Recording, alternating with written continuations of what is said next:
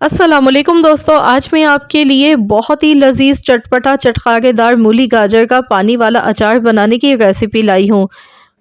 निहायत ही मज़ेदार और बहुत ही खुशबूदार ये अचार बनके तैयार होता है और बहुत ही आसान सा मेथड होता है इस अचार को बनाने का। इसमें बहुत ज़्यादा मसाले का इस्तेमाल नहीं होता है, बहुत ही कम चीज़ों के साथ, कम सामान के साथ बन जाता है और इस अचार को बनाने में टाइम भी ज़्यादा नहीं लगता है। सिर्फ 15 मिनट लगते हैं और ये अचार बनके तैयार हो जाता है। तो चलिए रेसिपी देख लेते हैं। मूली गाजर का अचार बनाने के लिए आधा किलो मूली ली है और मूली का मैंने छिलका उतारने के बाद इसे इस तरह से वॉश करके मैंने काट के रख लिया है। गाजर को भी सेम इसी तरह के पीसेस में काटा है। आधा किलो गाजर है और आधा किलो मूली है। दोनों चीज़ें सेम बराबर क्वांटिटी में ली है। इस तरह से हमने इन्हें पतले पतले पीसेस में काट के ले लिया है।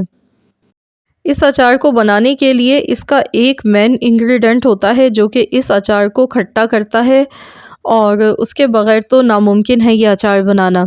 तो चलिए हम देख लेते हैं कि वो कौन सा मसाला है जो हम इसमें यूज़ करने वाले हैं। जी जनाब, तो ये है राई दाना, यानी कि मस्टर्ड सीड्स भी कहते हैं इसे, सरसों के बीज भी कहते हैं, राई दाना भी कहते हैं। 4 टेबल स्पून भर के राई दाना लिया है। दिखने में ये इस तरह का होता है, लेकिन जब हम इसे पीस लेते हैं तो फिर ये येलो कलर का हो जाता है। तो चलिए मैं आपको पीस कर दिखाती हूँ। ये देखिए, मैंने यहाँ पर पीस लिया है, इसका पाउडर बना लिया है। आप देख सकते हैं इसका दाना जब ये फट जाता है तो ये येलो कलर का अंदर से निकलता है और यही अचार को खट्टा बनाता है। अब यहाँ पर मैंने एक कढ़ाई में पानी गर्म करने के लिए रख दिया था। सबसे पहले हमने मूली गाजर को बॉईल करना है। बहुत ज़्यादा इसे बॉईल नहीं करना है, सिर्फ हमने टाइम देख लेना है घड़ी में। 3 मिनट का टाइम सेट करना है। 3 मिनट से ज़्यादा इसे बॉईल मत कीजिएगा, वरना इसका जो अपना क्रंच होता है सब्ज़ी का वो ख़त्म हो जाता है। सिर्फ 3 मिनट आप इसे बॉईल करेंगे, उसके बाद हम इसको निकाल लेंगे। इस तरह ये होता है बॉईल करने से कि मूली का जो एक कसैलापन होता है, कि स्मेल सी आती है, वो ख़त्म हो जाती है। तो इसीलिए दोनों चीज़ों को यहाँ देखिए मैंने 3 मिनट के लिए बॉईल किया, इसके बाद मैं इसमें से निकाल गई हूँ और अब हम इसको कम्प्लीटली ठंडा होने के लिए रख देते हैं। तो चलिए इसे ठंडा होने देते हैं। तो ये दोनों चीज़ें ठंडी हो चुकी हैं। तो चलिए अब हम अचार बनाना शुरू करते हैं। इसके लिए एक बॉल मैंने लिया है।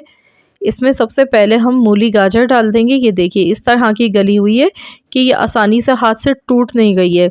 इसमें थोड़ा बहुत क्रंच बाकी रहना चाहिए। अगर आप बिल्कुल एकदम सॉफ्ट कर देंगे तो वो अच्छी नहीं लगेगी। नमक डालेंगे, नमक थोड़ा ज़्यादा ही इसमें जाता है क्योंकि अचार है, अचार में नमक थोड़ा ज़्यादा अच्छा लगता है। अब इसमें हम ये डाल देंगे मस्टर्ड सीड्स, यानी कि राई दाना। तो यहाँ पर हम जितना पानी डाल गए हैं उसके हिसाब से डालेंगे। पानी अगर आप बहुत ज़्यादा डाल गए हैं तो ज़्यादा आप इस्तेमाल करेंगे।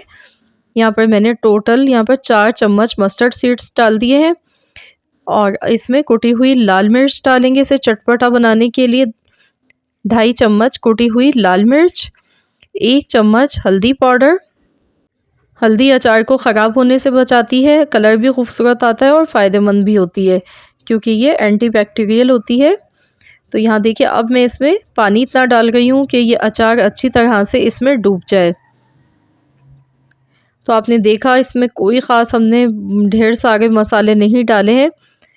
बहुत ही कम सामान के साथ ये अचार बनता है और निहायत ही लजीज खुशबूदार बनता है। लेकिन यहाँ पर ये फ़ौरन से बन के तैयार नहीं हो जाता है। अचार तो बन चुका है लेकिन हमें इसे स्टे देना होगा 2 दिन का। 2 दिन के बाद जब आप ये अचार खाएंगे तो इसका जो जायका है उसमें खटास आएगी, क्योंकि इसमें राई दाना डाला है और इसमें खटास आने में थोड़ा सा टाइम लग जाता है। तो फ़ौरन ही राई दाना डालते ही ये अचार खट्टा नहीं होता है, इसे 2 से 3 दिन लग जाते हैं और जैसे जैसे टाइम गुज़रता है ये मज़ीद और खट्टा होता चला जाता है। तो आपने इसे इसी तरह कांच के बर्तन में रखना है। आप इसी तरह का बॉल तो हर किसी के घर में मौजूद होता है या मर्तबान होता है, उसमें भी आप डाल के रख सकते हैं। इस तरह से आप इस अचार को डाल के आप इसे 15 दिन के लिए रख सकते हैं। 15 दिन तक ही आपका अचार ख़राब नहीं होगा। अदरवाइज़ अगर आप इसे ज़्यादा टाइम के लिए सेव करना चाहते हैं तो फिर आप इसे बनाने के बाद 3 दिन के बाद आप इसे फ्रिज में रख दीजिएगा। तो फिर ये इजीली आपका अचार 1 महीने तक चलेगा, ख़राब नहीं होगा। और ये अचार इतना मज़े का लगता है कि आप इसे वैसे ही खाना पसंद करेंगे और बहुत ही मज़े का लगता है, बच्चे भी बहुत शौक़ से खाते हैं। तो इस तरीके से आप ये अचार बनाकर ज़रूर ट्राई कीजिएगा। इंशाअल्लाह ताला आप सबको ये रेसिपी बहुत ज़्यादा पसंद आएगी।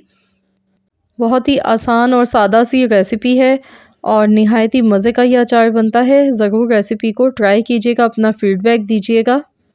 अगर मेरी आज की ये रेसिपी आप सबको पसंद आई है तो प्लीज़ लाइक ज़रूर कर दीजिएगा, शेयर भी कीजिएगा अपने दोस्तों के साथ, फैमिली मेम्बर्स के साथ।